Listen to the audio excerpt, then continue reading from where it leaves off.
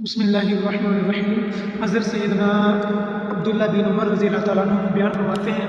کیا بیان فرماتے ہیں کہ نبی کریم رؤوف رحیم سرکار دو عالم صلی اللہ علیہ وآلہ وصحبہ وبارک وسلم نے ارشاد فرمایا کہ ذکر الہی کے سوا کثرت کلام سے پرہیز کرو، اس لیے کہ ذکر الہی کے سوا کثرت کلام دل کو سخت بنا دیتا ہے اور لوگوں میں اللہ سے سب سے زیادہ دور سخت دل والا ہوگا۔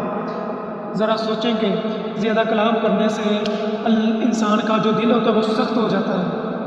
اس حدیث سے ثابت ہوا کہ دل سخت ہو جاتا ہے، اور اس حدیث سے یہ بھی ثابت ہوا کہ نبی کریم صلی اللہ علیہ وسلم نے فرمایا کہ زیادہ سخت دل والا بندہ وہ اللہ تبارک و تعالیٰ سے دور ہوگا، نرم دل والا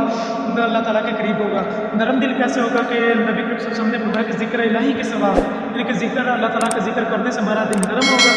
اور فضول باتیں کرنے میں ہمارا دل سخت ہو جائے گا۔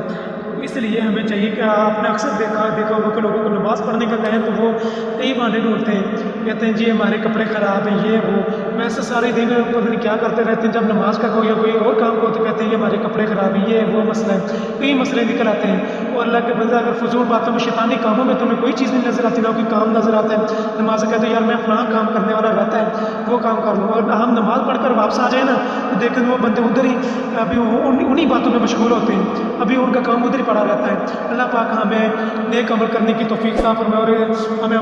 نیک کام کرنے کی بھی توفیق اور عمل کرنے کی توفیق عطا فرمائے۔